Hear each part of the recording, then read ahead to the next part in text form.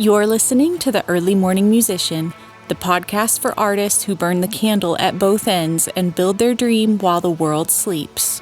We're your hosts, Ryan and Carissa, your guides to staying inspired while you clock in and out of the daily grind. This is the podcast for artists writing songs in the hallways, hustling in the margins, and refusing to hit snooze on their creative callings. If you're juggling chords and spreadsheets, melodies, and meetings, this show is your backstage pass to motivation, consistency, and the belief that you're not alone in the grind. Great job on that 9 to 5. Now, let's get you pumped for that 5 to 9. Because building a music career isn't easy, but you don't have to do it alone. Here's to turning your day job blues into creative gold, right here on The Early Morning Musician. Hi, everybody. Welcome to The Early Morning Musician. Welcome back. We're on episode 3 today, and we're going to be talking about how to get unstuck, some practical tips for stimulating that creative brain when you feel like you've got nothing in a tank. And I've been there a million times. How about you? More times than I can count, for sure. I think it's part of the thing, you know? Right. And I read the book, The War of Art, which I absolutely loved. Loved that book. It's another example of like consistency over quality, consistency over quantity. I mean, consistency creates quantity, right, but definitely consistency over quality. However, there weren't a lot of practical tips for... I never read that book. 1, 2, 3, 4, 5, 6, 7, 8, 9, 10. I heard it was great, but I never actually read it. But I heard it was awesome. So these are kind of like, think of them like hacks for when you're stuck. And I feel like if you try one of them, it will work. But feel free to use all of them. Yeah. These are like tried and true. Absolutely. And I'll hit the first one. I feel like this is a really good one. Number 1, set a daily mini goal. I've heard this kind of thrown around the internet in a lot of different ways. I feel like another really good way to say it is no 0 days, meaning have a goal to make some sort of progress every day, no matter what, even on your off days. And it can be such a small thing, you know. It can be a 5 or 10 minute exercise. You know, if you're a singer, you might do some vocal exercises. If you are writing songs, you might listen to a song that you love and think about, like, how did they write this song? How are the stanzas laid out? Like, it might even just be like a thinking exercise, but doing something in regards to music or writing or your project, finding a way to have some sort of progress, even on a small level, it makes a huge difference. Right. Because I don't know, there's something about it. It turns on that part of your brain. It just gets you thinking, like, where am I headed? Like, what direction am I moving in? What's priority? How can I spend 10 minutes? Because what you'll find, at least what I find, is I end up doing it more than once a day. Like if I find like I've got a few minutes, it almost starts to become my default to be like, oh, I've got 30 minutes here. I can do something. What can I do in this time? I can throw some lyrics in my phone that I think sound good, try to write some hooks, try to sing some melodies. It just all the time, I'm just thinking of like those small incremental things I can do so that when I get upstairs and, in the morning to actually start writing something, I'm not starting from scratch because I took little 10-minute moments all throughout the day before, gave myself something to work with. It makes a huge difference. It's really hard to be inspired on demand, but when you're all the time finding little 5 and 10 minute breaks and like choosing to create, it kind of helps you kind of prime that pump a bit. Kind of helps you, when there's not as much on the line, you can like, oh, I got 5 minutes. What can I pull out of me? It's a great exercise. Yeah. We want this podcast to help you make your creative practice a lifestyle and not a fluke. Yes, for sure. I feel like creatives, we've said this a million different times, a million different ways. Creatives have a tendency to create when inspiration strikes. And the War of Art book, highly recommend. That's another practical hack. Read that. Read that book. Again, I've never read it. It was really, really inspiring. Does that make me a hypocrite when I recommend books to people that I haven't read? No. Perfect. That's what I always say. I always say, you read it. Do as I say, not as I do. Right. I used to, when I was doing a poetry project, every day I would force myself to sit down and handwrite like one sentence, just one sentence on a piece of paper. And then I would post that sentence to Instagram. And with the one thing a day hack, something me and Ryan are working on right now, we spent last year focusing on let's learn how to produce a song a month. Yeah. This year, we're going to continue to do that, hopefully. But our biggest focus is posting every single day on social media. Yes. And understanding social media. It's the year of social media for us. How do you actually do social media? When you do your mini goal, just as like an extra tip, consider recording it, consider photographing it, consider making it like a virtual diary, and consider uploading it, making it like a series, and you'll be killing two birds with one stone. Oh, yeah. But super good. One of the next hacks that we think really, really works is creating a ritual around your practice. So the first time I heard about this was probably in a course listening to a writer who said that she always went up to her attic or like the top room of her flat and got out an old vintage typewriter and exclusively wrote on that typewriter. Wow. Yeah. That's very intentional. Yeah.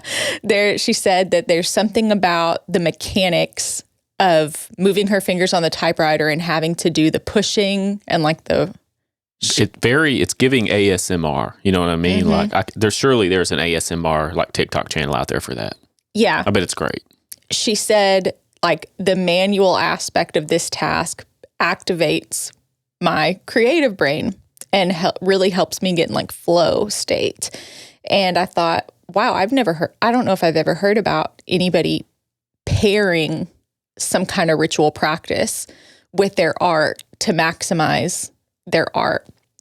So it can be really, really simple. It can be a drink. It can be a candle.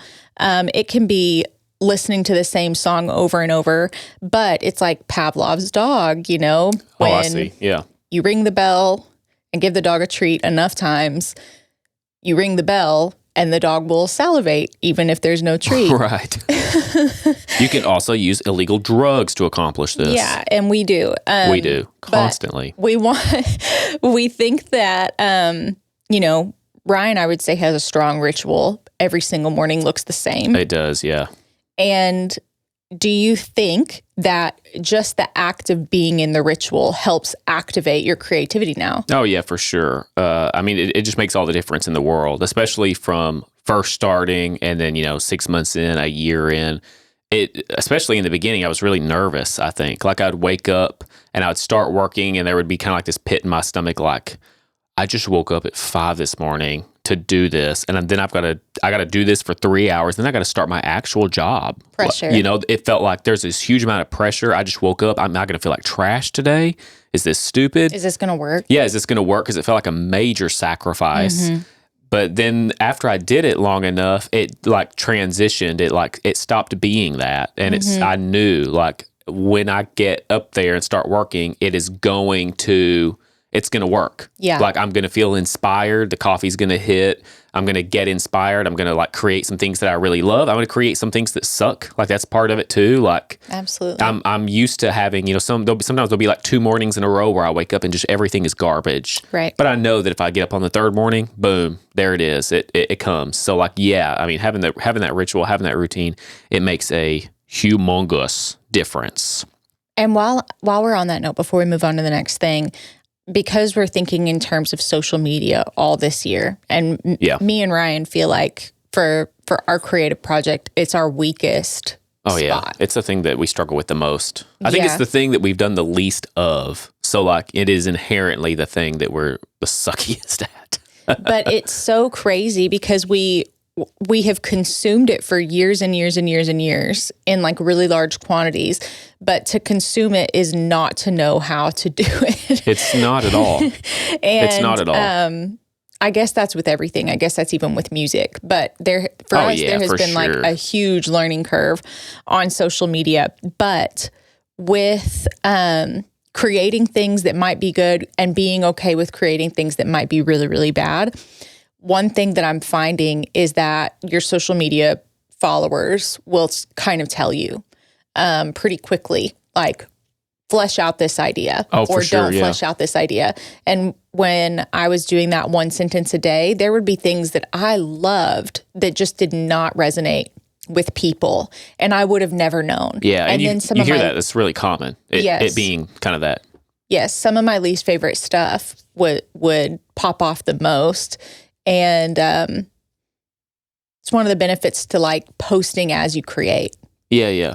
Within your ritual. Yeah, it kind of like gives you, I don't know, it's weird kind of, and that's kind of what I hope to explore this year, I think, in social media, is like capturing it in the moment and then finding a way to share it. And then, hopefully letting people's response tell me, spend more time on this or produce more like this or less like this. I don't know. We'll see what happens. But yeah, super interesting how that all works out. All right. Number 3, steal time in small chunks. Now, this kind of sounds similar to number 1, which was set like a mini daily goal. The difference here being that more often than not, there are little chunks of time that you can find while you're doing other tasks. For me, I experience this a lot when I have to drive for work. I have to drive. I have to make some really long drives sometimes. Sometimes I'm driving to like Oklahoma City, or I have to drive to like southern Mississippi sometimes, been to Biloxi a couple times. And those longer drives, or even closer ones, if I have to drive to our office, or my work office, it's a couple hour drive. That is perfect time to like write melodies or think about song arrangement or listen to, songs within a certain genre. If I'm like trying to pull from that for inspiration, there are all these little pockets throughout your day that if you are thinking about it and really intentional, you can really maximize and move your project forward in these little micro steps. Again, these little tiny things that you can do throughout the day, whether it's write melodies. For me, I use my voice memo a lot. Sometimes I'll just tell myself an idea like, hey, I just had a great idea for a song concept. In your voice memo? In my voice memo, I'll just say, hey, this is a good idea for a song concept. Write a song about this.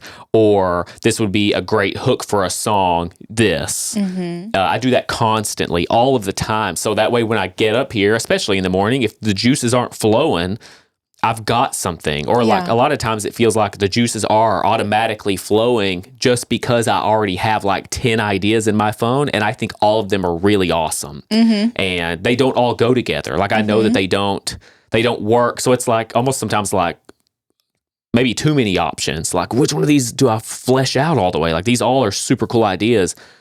It takes the pressure off. It's like I've got 10 good ideas to work on today, makes a big difference if you'll find little spots to steal time, to apply towards your creativity. Makes a big difference. Right.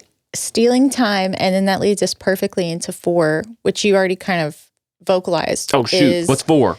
Well, it's perfect. It's creating an idea dump. Oh my goodness. Yeah. I would not survive without one. Yeah. I mean, do you do that when you're working? Definitely. I mean, I feel like I've got more ideas there than I do in the computer. Yeah. Especially because like, I feel like I've had an idea dump for years and years and years and years. I can look back at like poems I wrote ages ago, and they're still in my idea dump. And then sometimes I get like organizational and I go in and separate it into folders. Really? Like 2022 ideas, 2023 ideas. See, I have two spots. One is the catch-all. It's everything, every single idea. And then I have one other folder that's called Only the Best Melodies. I've seen that on your phone. That's all I have. And like if I sing something or if I play a riff and I'm like, oh my gosh, it's covered in sauce, it goes in the Only the Best. Yeah. Everything else is just catch-all. Right. So it's really hard. It sucks, honestly. I need to clean it out. I used to record more, but once we figured out that you were better with melody than me, I kind of shifted my focus and didn't record as much melody in my phone. So what do you do? What do you record in your phone? Is it more like poetry focused? Well, it's word ideas. Word ideas. I see. That makes sense. So it'll be like a concept, a hook, lyric wise, or, little bits and pieces of like a catchy turn of phrase or like an idea. And that's what I'm recording and have been recording for for ages. Yeah, it makes a big difference. Just being able to, because inspiration happens out of nowhere all the time. Yeah. You know what I mean? Especially when you, like, I remember when we realized that really good hooks are made up of things people say every day. Like, yes, like common phrases. So you can make a whole huge list. Yeah, if you're looking for hooks, that's a great way to do it. Common phrases that people say. Yeah. If you can write and make that the hook of the chorus, instant pop song. Absolutely. And so once your ear is always listening for those common phrases, you're writing them down all the time. Literally all. I do have that in a document though. It's like a document that's called like things people say. Things people say. And it's just like I just go down the list and it's just random things people say. I remember like 15 years ago, I had a Facebook album that was called Band Names in the Wild. That's Remember great. that? Yeah. It was just like when you see things that could be a band name. Things that could be a band name in ads.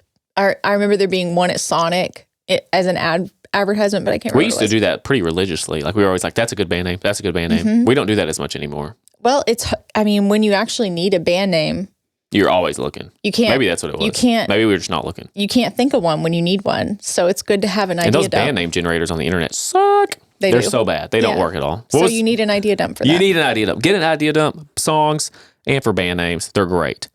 This is a good one. Number 5, art swipe inspiration. Expose yourself to other art forms. This is a good one. And I feel like I'm a huge TikTok advocate. I feel like I should be selling TikTok as a service.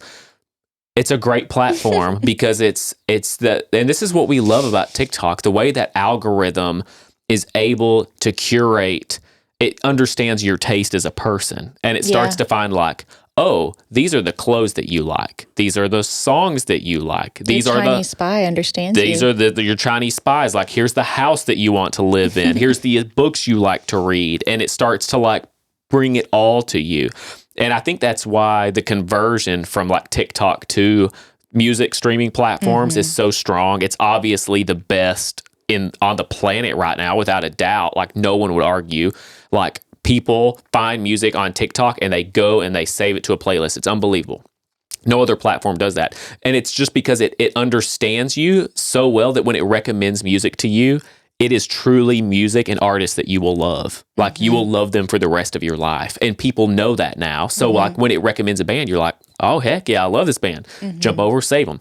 And getting on TikTok's a great way because you can find art that you love and fashion that you love and furniture that you love. And you begin to understand more about yourself as a person even. Like I'm not like super educated in like fashion or like home design or anything, but I have found myself kind of gravitating towards that on TikTok recently, following a lot of like home design profiles and like architecture things. You know, I'm not designing houses, but I just love to look at it. And I see the thread in the things that I like. And I see how like that aesthetic and that vibe also kind of matches the music that I make too. So it's just like a new form of inspiration. Like I see this beautiful building or I see this beautiful art exhibit, things I don't do, but they still give me that same feeling of finding like sometimes like the old 2000s indie song that you never heard that you just somehow missed that is just an absolute banger. Same feeling, same inspiration, different art form. Really important.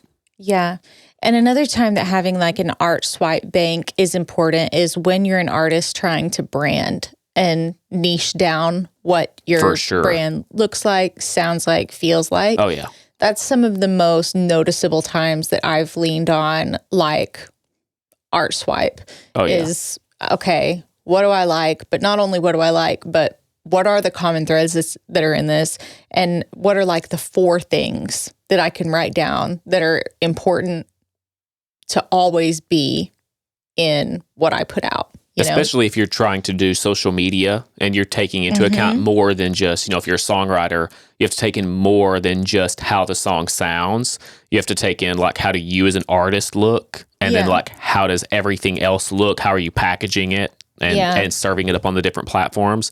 So it makes a big difference. Yeah. I mean, once we kind of were surprised to find that once you get consistency in creating down, there's a whole nother level of consistency that you have to master in, okay, how do I put it out there?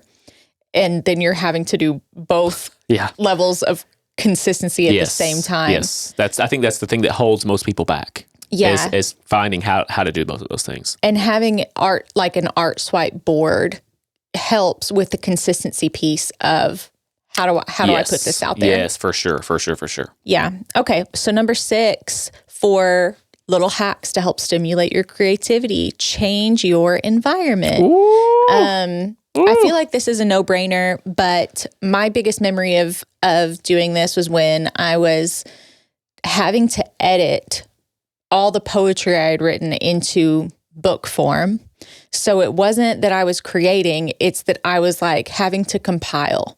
And it didn't seem like fun to me to have to figure out where to put each thing. It was kind of a tedious process. So knowing that I was going to probably find it tedious, knowing that I was going to feel distracted, I took all those documents and went to a coffee shop, and it helped make it like a special event. Like, I still remember that day. Yeah. I remember like where I was sitting. I remember this group of students who came in from a field trip. I remember how accomplished I felt after I left that day. It was an event instead of just like a task that I had to complete. And I really thought that was helpful for me. Oh yeah. And I feel like, especially if you're doing music, there's so much to think about in terms of changing your environment, especially from like a mixing side. Like, you need to listen to your song on multiple sources. Like, that's super common. Like, you need to listen to your songs, in your room. You need to listen to it on headphones. You need to listen to it in a car.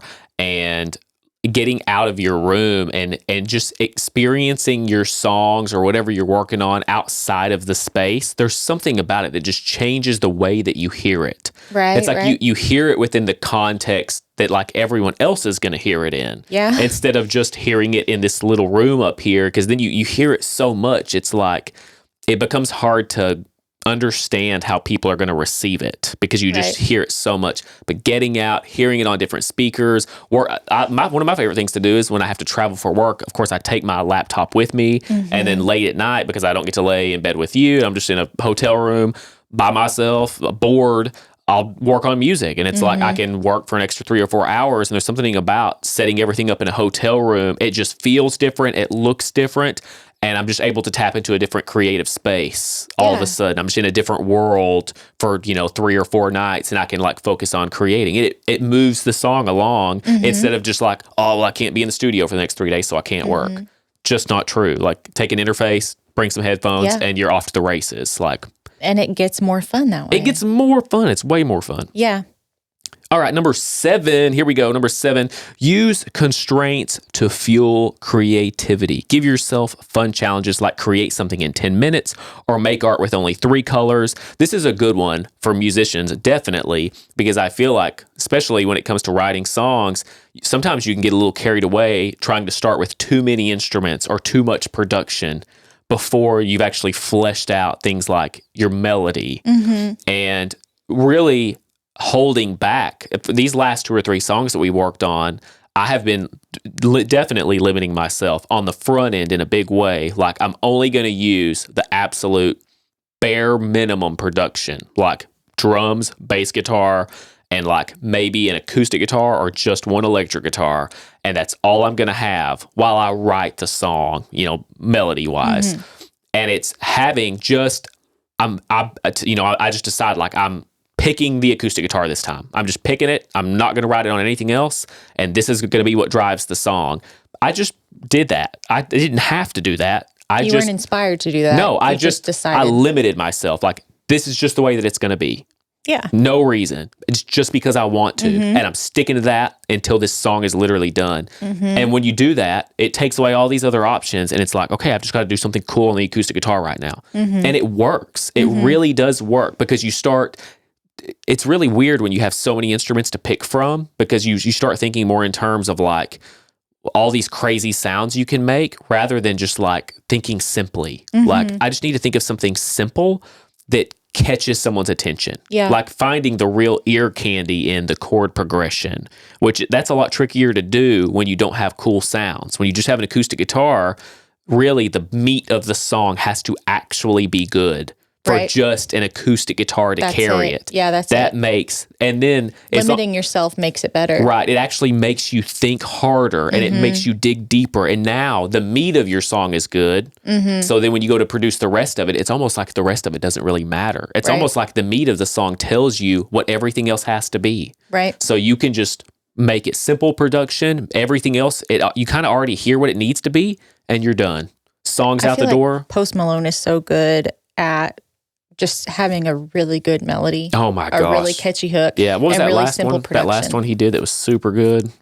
Chemical. I don't know if that was actually the last one he did. That was the last one he did that I was like, dang it, that is unbelievable. That melody was super catchy, Yeah, man. you loved that song. Super catchy. As soon as I heard it, I was like, how did he do that? That is unbelievable. He's really the GOAT with He's melodies. he's a great songwriter. And limiting yourself from a slightly different perspective as a creative exercise. I haven't done this, but I was in a writing class with a guy who said that he did this with some success. So I'll go ahead and throw it out as like a hack. He said that sometimes he would get into a magazine and cut out random words from a magazine. Interesting. And then limit himself to just the words in front of him at the end of the magazine and using as many of them as he could. That's cool. Yeah. And I think it's that kind of stuff is a really good way to get out of like creative like creative defaults. You know what I'm saying? Yeah. Like if you find that everything you write is about this one thing, you're always saying this word, you know? Yeah. It getting you out of your own experience and just forcing yourself to create something that's not about you can be a really cool limit to place on your stuff. 8, collaborators share progress. I'll move quickly through this one, but my advice is just don't do this. That's not... Just don't collaborate. No. Other people slow you down. Don't do it. So collaborating is hard, but at the least, I think there's a case for sharing progress and the value of sharing progress. I haven't figured out how to do it. I ain't gonna lie to you people. I struggle to collaborate with other people. That's fair, but the best story I have about this is not my own story. Let's hear it. Tell me your story. Change my mind. So I'm not going to do this justice, but I do have the whole piece written down in my phone somewhere that I can look back on and inspire myself with. My favorite book on writing is probably Bird by Bird by Anne Lamott. Sounds fancy. And it's about how to write and how to keep writing and how to write well. And she has this kind of collaboration, share your progress chapter. And as a professor in writing at like a big Ivy League college, she had these 4 students that were in a class together one year who for like 10 years have met every single week since being in that class of hers to go to a Starbucks and share their writing progress with each other. And I would hate that. I would feel the pressure every 10 years. Like as the years counted down, I'd be like, oh my gosh, we got 3 years left and I got to share with what I got. No, they meet every week. Oh, they meet I thought you were saying they met once every 10 years. And I was like, oh my gosh, I got to show up every 10 years for the rest of my life to show you. That sounds terrible. They show up Please, Lord, no. once a week at Starbucks and they share their drafts. And they've done that for 10 years. They've done that for like 10 years. That's not so bad. They've done it maybe even for 20 years. Oh It's an extremely long amount of time that they've met and done this together. And she was saying that only one of them has ever been published. And being published is kind of the writer's goal, like the prose or poetry writer's goal. It's like the record deal of the writing world. Yeah, or it's like having a hit, you know? Yeah. Only one of them has ever had like measurable success. And inevitably, when you've been doing it for years and years and years and years and years and you haven't had measurable success, she said at different times, each of the 4 writers have decided to give up. And the other 3 writers were able to convince that writer of his skill, his Now I would appreciate that. necessity. I would like that part. Yeah. That part would be nice. And it was not just his tie to the art, it was his tie to that group of people and his tie to the ritual of being accountable to them with his work Yeah, that would be nice. that pulled him back into the ring when he wanted to get out. And they had like a really beautiful, super honest, vulnerable relationship. They didn't collaborate together. They weren't working on the same pieces, but they were bringing their pieces and receiving free editing advice, free, plot structure, free constructive criticism, and free encouragement that they might have needed in order to not quit. So sounds like a scam. Sounds like a huge scam. I've never done it. I feel like, I don't know. I've just really struggled. I think for me personally, music has felt so abstract that when you get into a room, there's only a few people I've ever written with where I feel like we actually had success. Yeah. But I feel like you get into a room and you start trying to work with someone, and it's like you have different opinions. You just have different opinions. And because it's songwriting, it's like there is no, this one is clearly right and this one is clearly wrong. You know what I mean? Well, I mean, just to counter that slightly, like we are collaborative, I think it's about you and me. Well, you and me, I feel like we're a little different though, because we're married. Like we have been together for 15 years. Right, but some like collaborative groups have forged the same kind. And when we first started collaborating, I remember it was really difficult for me and really vulnerable. And we got frustrated. And I know we had a lot of fights. And it took many years for us to reach the state of collaboration that we've had in the last couple. I think with any collaborative relationship, you're going to find that it's a lot harder in the beginning than it is after. Yeah. A long period I think the thing is I want to collaborate with people, like truthfully, if I felt like I could do it and it work. But also the truth is I do not want to relinquish any control. You know what I mean? Like I, at the end of the day, want to make the decision. This is the decision we're making. And that doesn't feel fair to bring anyone into. So I don't know. I don't know what to do with that, people. For the listeners, I think that the way that you avoid that conflict of interest is like, we're collaborating on your project right now. And here's my ideas and here are my strengths, but you can do with them what you want. You'll still have control over the project. You know what I'm saying? Yes. That person doesn't have a dog in the fight. Yeah, you and I do that. I default to you for words. And I'm I like, think you that tell me what's good here. We watched that Ed Sheeran documentary. He was like the king of collaborating with other artists in his writing, and he would have these retreats where he'd invite them all and they'd all come to this cabin or whatever, and then they just write a whole album together in like a week. Yeah. And the reason that worked is because they were all his songs. He got the rights at the end of it and he got to do what he wanted. For sure.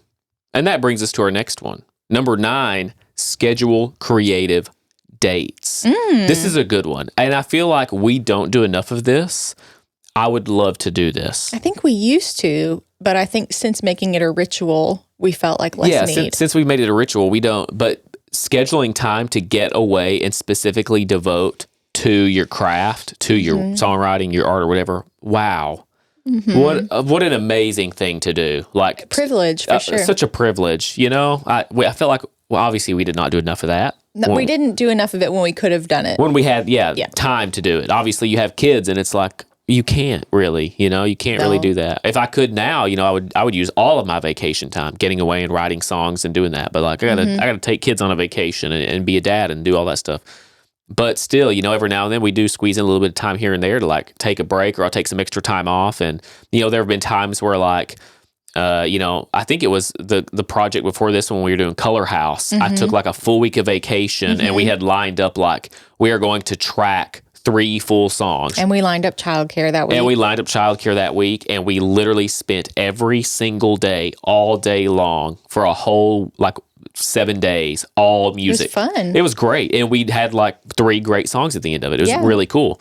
Yeah. You just make progress so fast. You know what I mean? Because you're all of a sudden you go from just working in your little rituals and in your little 5-minute things. And then all of a sudden when you have that surplus of like a week or even just like 3 full days where you're doing nothing but songwriting, wow, you just make so much progress. It's so fast. It's so fun. And then, of course, if you can bring in people to collaborate with, people you trust, people you're comfortable with, you can work that much faster, have that much more work at the end of it. It really is a good way to just like create a bulk of stuff to work on really, really quickly. It's not so much that you're going to necessarily have like mastered songs done, but you can have like 10 songs written in a week because that's all you're doing. Right. The sprint. Right. It's like a sprint for a short amount of time, but you walk away with a boatload of work, things that you take back, and then you start in your ritual, finishing them, taking them to the next step, doing the thing. Yeah. If you're not doing that, do that. That's a no-brainer. If you're capable of that. If you're capable. Let us encourage you to go ahead if you're and do not that. a big dumb dummy. Last one, number 10, consume motivational content. Oh, you know what? Come to think of it, I know a great motivational podcast that people could listen to. Like, is it called something like The Sleepy Musician, as one of our friends called it. The Sleepy Musician. Yeah, listen to motivational content. We're trying to be motivational content in that space, but read books. Books are the most helpful motivational content for me. I've mentioned a couple of them, War of Art, Bird by Bird. Listen to Tony Robbins if you need to. I follow tons of that stuff on the internet. I mean, we have found a pocket of it on TikTok. There are a lot of people out there doing motivational songwriting or motivational art stuff. There are a lot of people on Instagram.